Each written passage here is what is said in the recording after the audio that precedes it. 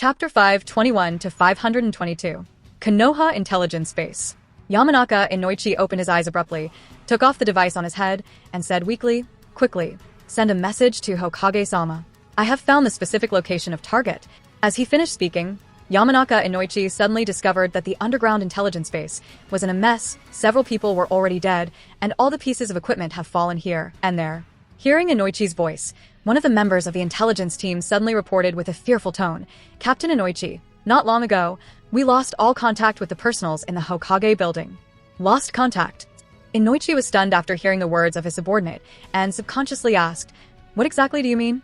How can we lose contact with the personals in the Hokage building?" The members of the intelligence department shook their heads. The reason is simple. He doesn't know much. He just knows that after that violent earthquake not long ago, all external communication from this underground base was suddenly interrupted, and no one outside is responding to their communication, not even the personals at the Hokage building. After hearing the ins and outs of the matter, Yamanaka Inoichi had a thoughtful expression on his face.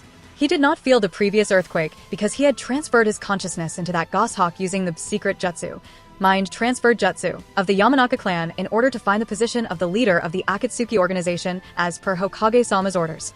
Just when Inoichi was thinking about what to do, one of the members of the intelligence division who went out for investigation stumbled back to the base and exclaimed, "No, the village, the village." Inoichi asked anxiously, "Speak clearly, what exactly happened outside?" The subordinate kneeling on the ground said with a weeping expression, "The village, it's gone completely destroyed." Inoichi's expression condensed as soon as he heard the subordinate's words, and after a long silence, he stood up with a resolute expression. The fact that the underground base of the intelligence department survived must mean that the Umbu base, the secret base where the four Kages have gathered, and the refugee shelter, should not have been destroyed either. As the commander of the intelligence department, Inoichi knows that the Tsuchikage, Reikage, Mizukage, and Kazekage, as well as several of their subordinates, have gathered in Konoha and are waiting for intelligence about the exact location of the leader of the Akatsuki organization. The four Kage together with their personal guards are a force that cannot be underestimated, and as long as they carry out a successful sneak attack on Nagato and kill him in the shortest time, the situation can be reversed instantly. Therefore, it is very important that the information that Inoichi has obtained be transferred to them. With this intention, Inoichi went towards the secret base and soon arrived there.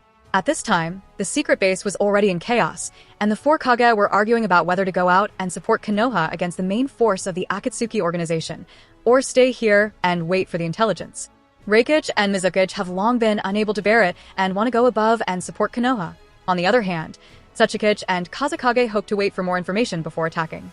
All four of them are leaders of their respective villages, so neither one of them is convinced by the other's arguments. Additionally, they have lost contact with the Hokage, so the entire meeting room is filled with noise, argument, and mockery. But all these disputes subsided as soon as Yamanaka Inoichi walked in. Yamanaka Inoichi passed on the intelligence to Nara Shikaku, who informed everyone that the location of the leader of the Akatsuki organization has been confirmed. After learning this piece of intelligence, everyone quickly reached a consensus under the guidance of Nara Shikaku and decided to put all their attention and efforts into eliminating Nagato. The threat of the Akatsuki organization has been deemed too high that even Konoha, the strongest of the 5 great shinobi villages, can hardly resist it, and that too only because of the help of a member of Amatsukami. Other villages don't have confidence in resisting the full-scale attack from the Akatsuki organization. Therefore, if they don't take advantage of this opportunity to solve the Akatsuki organization from its roots, when the 5 Kages have gathered, there may be no such opportunity in the future. As the 4 Kage reached a consensus, Midokado Hamura stood up and said, "I will represent Konoha and participate in the fight against Nagato."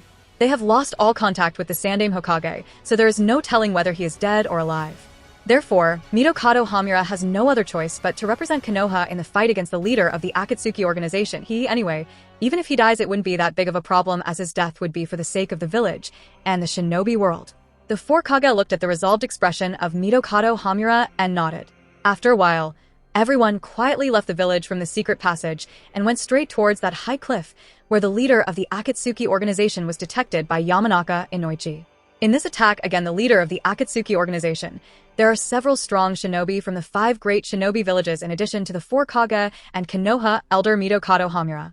There is Toromi Mei and the patriarch of the Hozuki clan from Kirigakure, Chio, Ebizo and Baki from Sunagakure, Killer Bee, Toroi and Darui from Kimobikure, Kitsuchi and Gari Iwagakure, and finally, Yamanaka Inoichi, Nara Shikaku, as well as several other strong shinobi.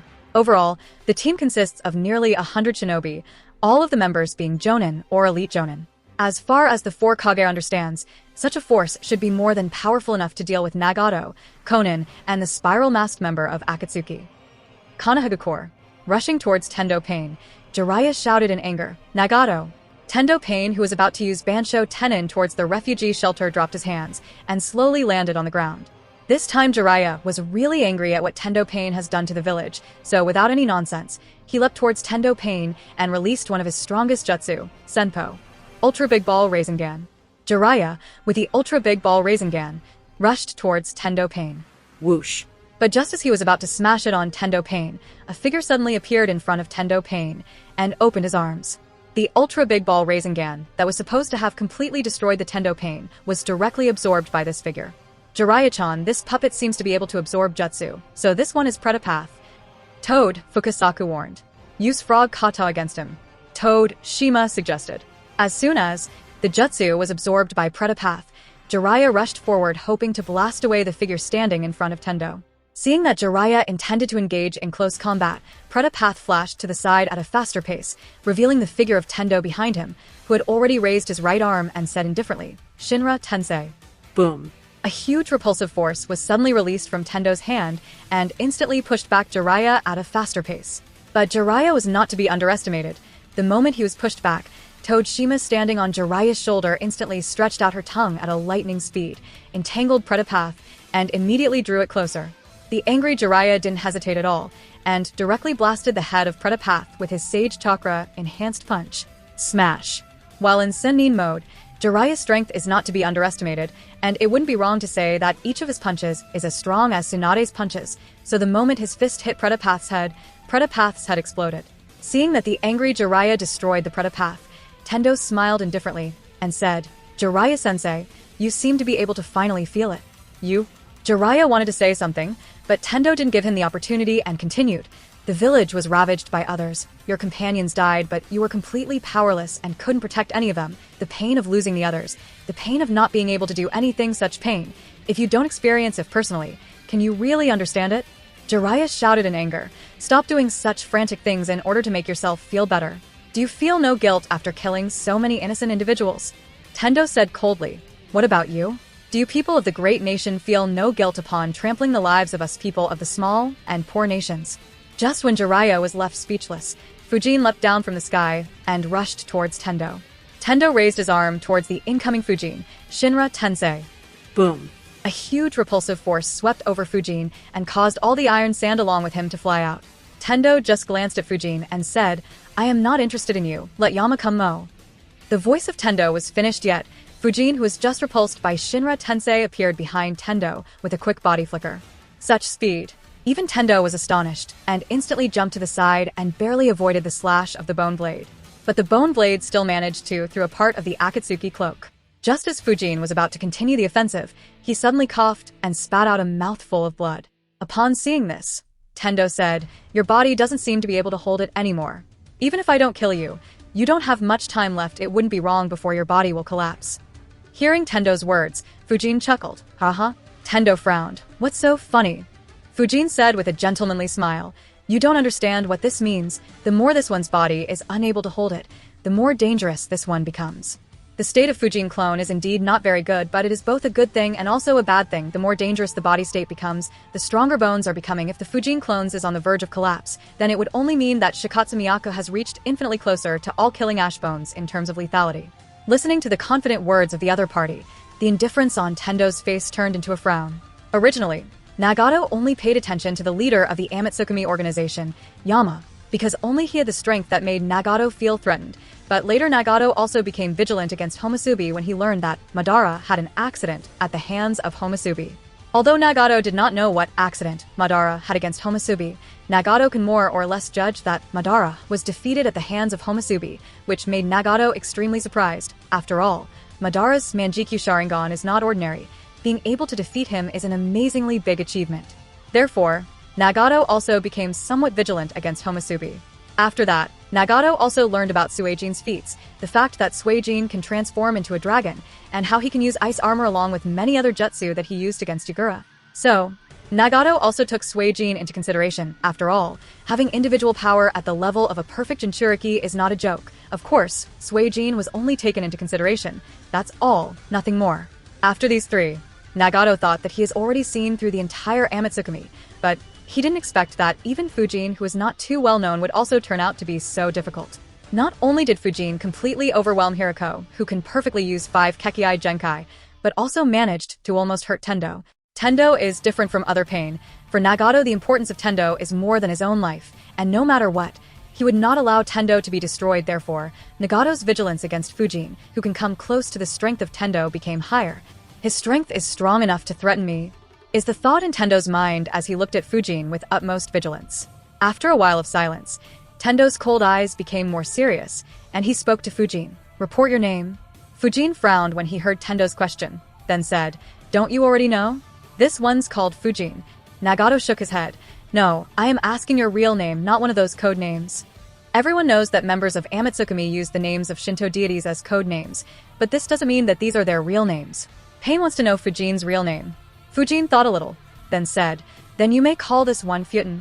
Fyuten. Tendo groaned slightly, but he didn't seem to have any impression of the name Fyuten, so after a while of thinking, he asked again, "Are you a shinobi of the Kagaya clan?" Fujin shrugged. "Who knows?" Tendo's frown deepened. Fujin didn't affirm that he is a member of the Kagaya clan, so there is no telling whether he really is a shinobi of the Kagaya clan or not. So, Tendo is not so sure about the identity of Fujin. Thanks to Zetsu's special abilities that allow him to gather intelligence, the Akatsuki organization's infiltration into the major shinobi villages has been quite smooth over the years. This is also one of the reasons why Akatsuki has been well informed about the raid of Tri-Alliance at Amigakure beforehand, as well as the current Gakage summit that took place in Konoha, so it wouldn't be wrong to say that the Akatsuki organization also has detailed information about almost all the powerful shinobi in the shinobi world. But no matter how much Nagato searched through his memories, he couldn't find any information about a strong shinobi at the level of Fujin/Fyuten who can use both magnet release as well as Shikatsumiaka. The Fujins of Amatsukami seem to have jumped out of thin air, or more like, the entire Amatsukami seemed to have appeared out of thin air, and matter how much they search, nobody is able to find any information about the true identities of the members of Amatsukami. While Fujin and Tendo were engaged in some sort of conversation, Jiraiya seemed to have made up his mind, and said in a deep voice, "Nagato, as your sensei, I cannot allow you to keep doing these things. Today, I must stop you no matter what." Tendo turned his gaze towards Jiraiya and questioned lightly, "Jiraiya-sensei, are you going to kill me?" Jiraiya said with a heavy expression, "If you refuse to repent for your mistakes, then I have no other choice." "Repent? Mistakes?" Tendo snorted disdainfully and said, "Why is it that when people of great shinobi villages destroyed Amigakure, it was for justice, but now that I have destroyed Konoha, I have done an act of evil? Why do I need to repent when I am eliminating my enemies? Why is it that always great nations represent justice, but small nations represent evil?" Jiraiya was speechless. He didn't have any counterargument to Tendo's questions and could only speak helplessly. "Nagato, you've been blinded by hatred." "No." Tendo shook his head and said coldly, "I have just woken up. Yahiko warned me with his life that words cannot be exchanged for peace. People can never understand each other. Power is the true foundation of peace, and only when everyone in this world has experienced Yahiko's pain, only when everyone in this shinobi world will endure the same pain that I have will they truly understand the meaning and value of peace. This is why I want to make this world feel pain." Jiraiya never thought that Nagato's thinking would become so extreme and twisted.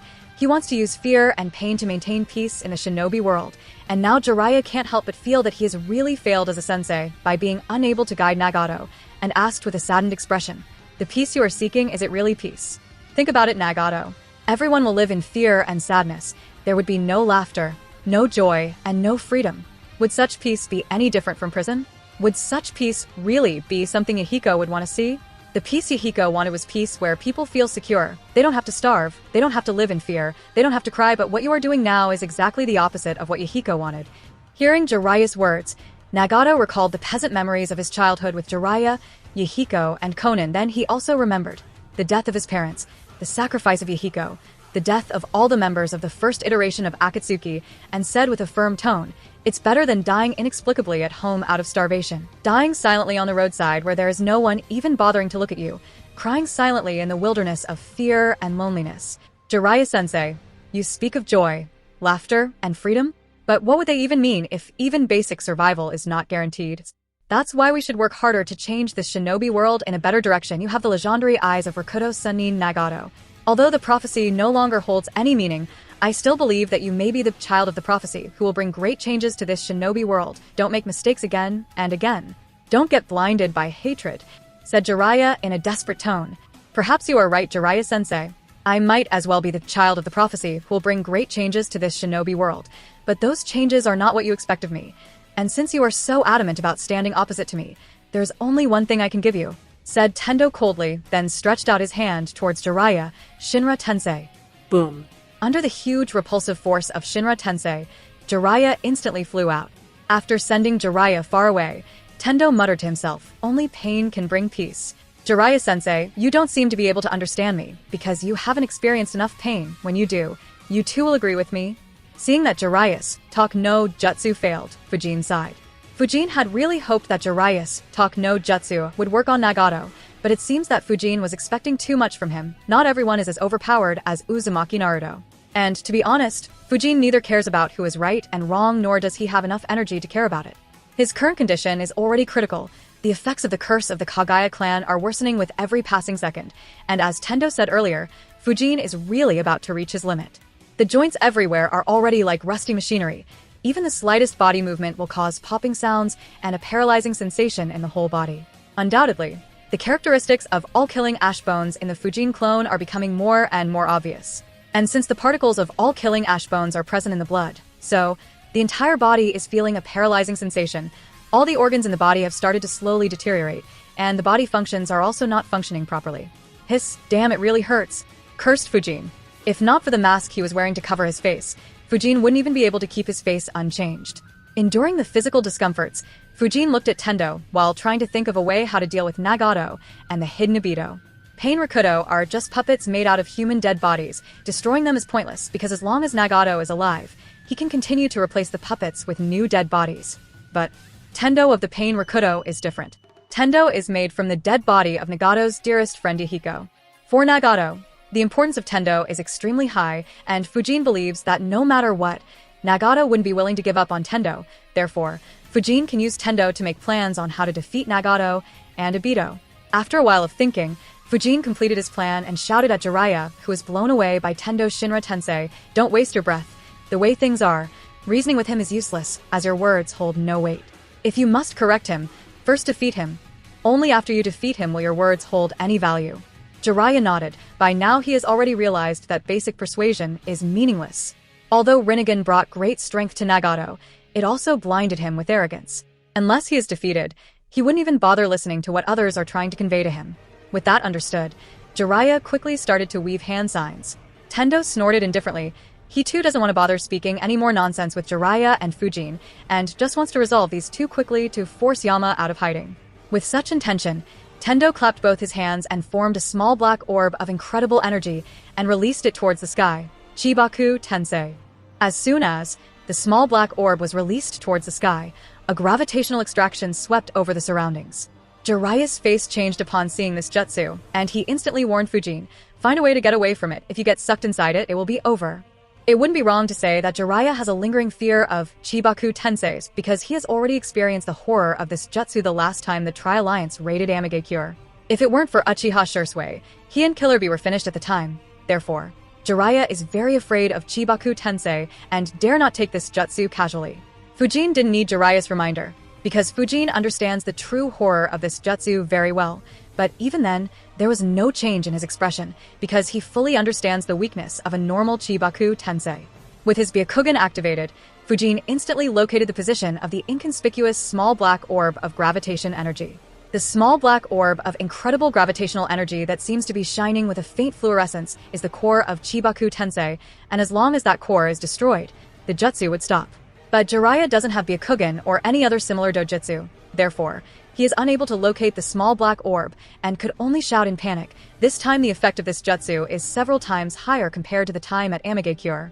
It needs to be stopped as soon as possible, otherwise there is no telling what would be the consequences. Do you have any method to deal with it? Although Jiraiya doesn't know the exact reason, he can still feel that the effect of Nagato's jutsu this time is several times higher compared to the last time Nagato used this jutsu at Amigakure. Under such tremendous gravitational attraction, Even Jiraiya, who was already prepared, is unable to put any resistance.